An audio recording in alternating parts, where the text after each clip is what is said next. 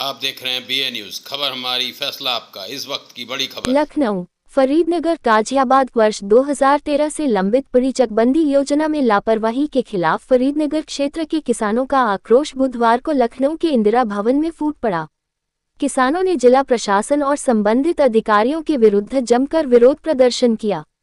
प्रदर्शन का नेतृत्व कर रहे थे भारतीय किसान यूनियन महाशक्ति बुलंदशहर के राष्ट्रीय अध्यक्ष ठाकुर धर्मेंद्र सिंह, जिन्होंने स्पष्ट रूप से प्रशासन को चेतावनी दी कि यदि फरीदनगर क्षेत्र को चकबंदी केंद्र घोषित नहीं किया गया तो आने वाले दिनों में उग्र आंदोलन किया जाएगा।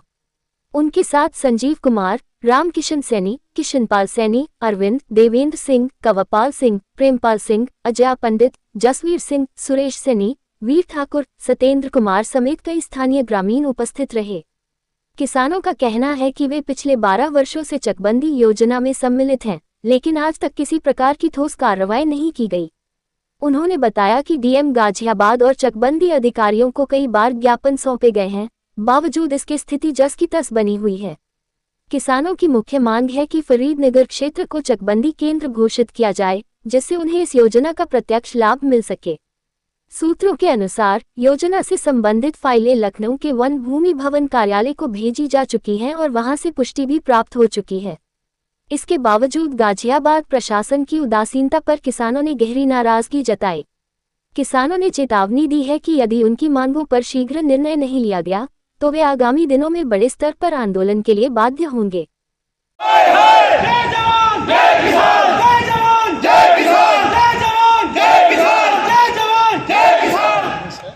और उसमें हमें उत्तर प्रदेश सबसे बेस्ट लगता है, जहाँ पे हमारा व्यवसाय बहुत ही अच्छा और बढ़िया चल रहा है।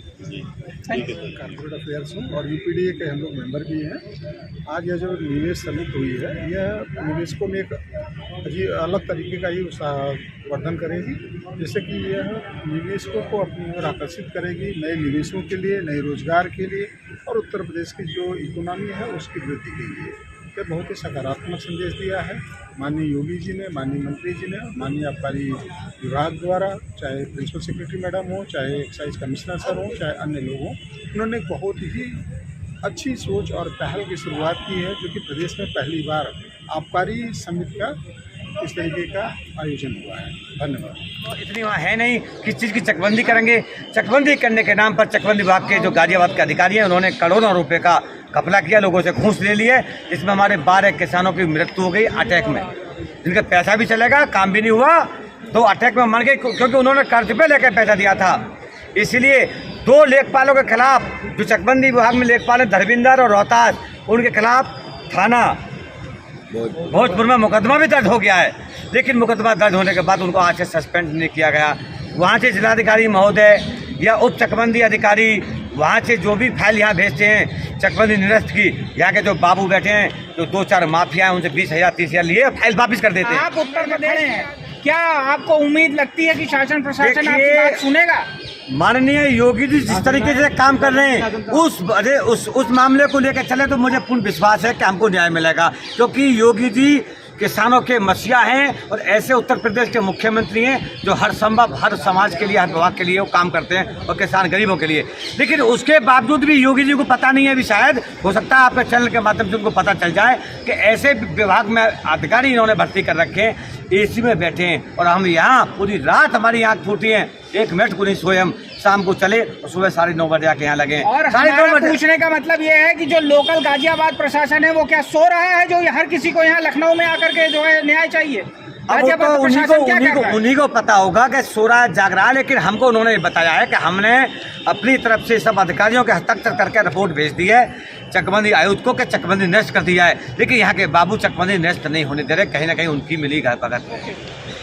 मैं रूपेश कुमार, भारतीय किसान यूनियन महाशक्ति मेरठ मंडल संगठन मंत्री। भाई, जिला गाजियाबाद, तहसील मोदीनगर के कस्बा फरीदनगर आज जो आपने धरना दिया है किस मुद्दे को लेकर के हो रहा है? चकबंदी प्रक्रिया लागू है और किसानों के विरोध के बावजूद बार बार स्थगन के लिए अधिकारी आदेश दे देते हैं गाजियाबाद से, और वहाँ से वे रिपोर्ट बनाकर माननीय आयुक्त महोदय के लिए भेज देते हैं, किंतु आयुक्त महोदय तक पहुँचने से पहले ही इंदिरा भवन आयुक्त कार्यालय के कर्मचारी वहाँ तक नहीं पहुँचने देते और उसे वापस गाजियाबाद के लिए लौटा देते।